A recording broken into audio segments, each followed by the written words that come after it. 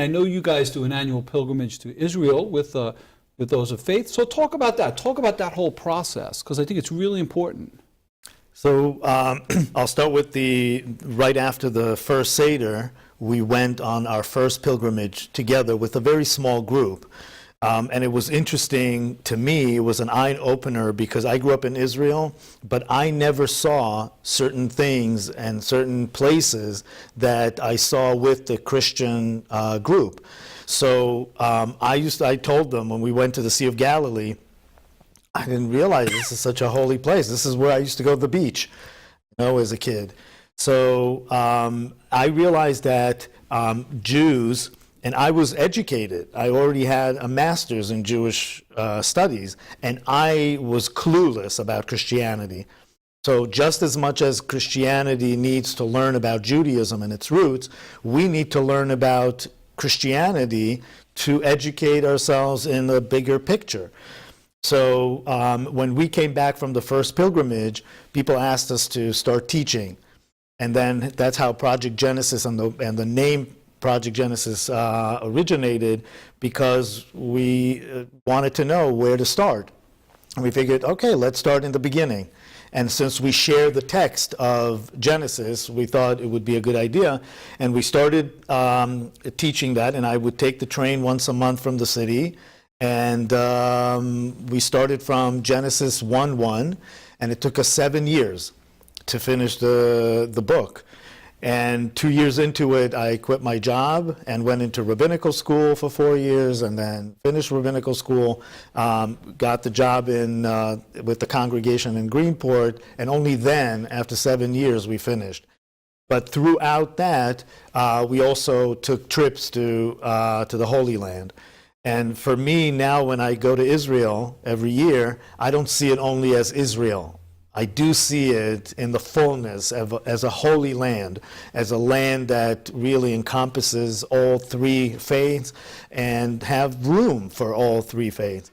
So through the pilgrimages and through Father Roy's eyes, I was able to see an aspect that I've never seen before.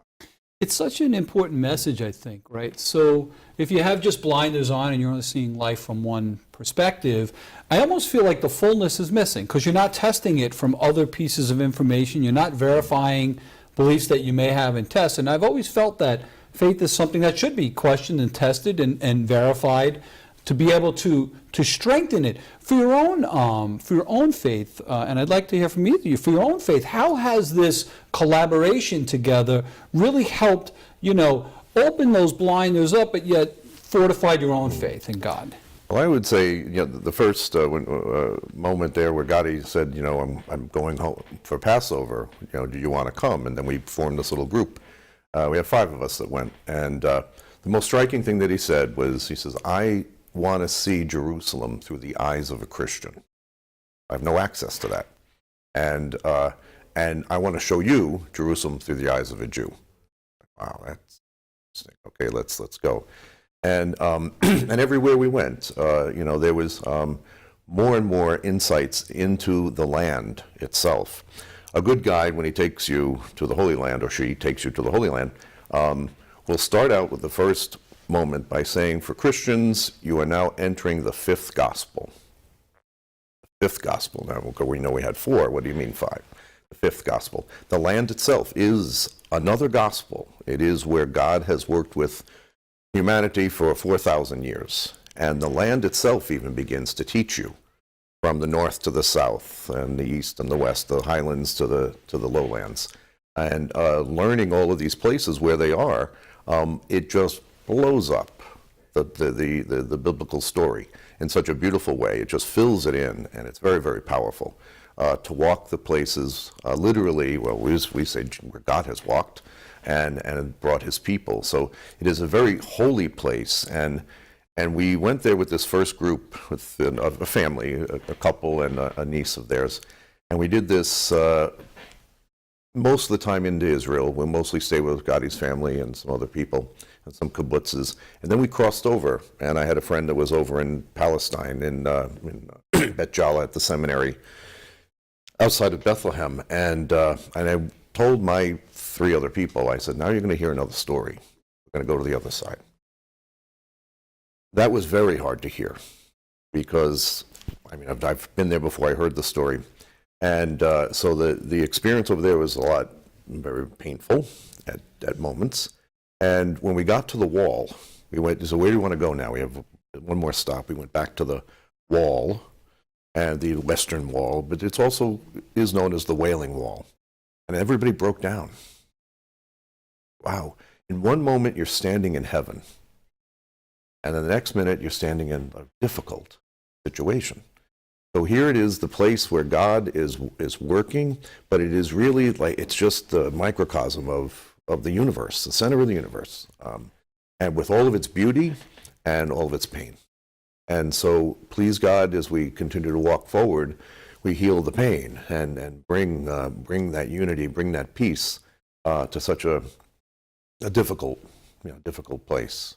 But it's a beautiful place, and the people are already living together. That's what I find so wonderful. My favorite place is to go to what I call my office. Maybe we'll take you there someday. My office is at Jaffa Gate. It's a little bench that sits outside. I go to the St. George Market, and I buy one of those little beers, and I sit out there and just watch the whole world go by. And it's on the, I guess, the western side of the city. The Jews use that as a big entry point from the residences to go to the wall. Muslims enter through there, and all the Christian groups. So you see folks from Africa, from Asia, and it is all the nations of the earth have come to Jerusalem. So it's already there. Now, is there still more to be done? Oh, my Lord, yes.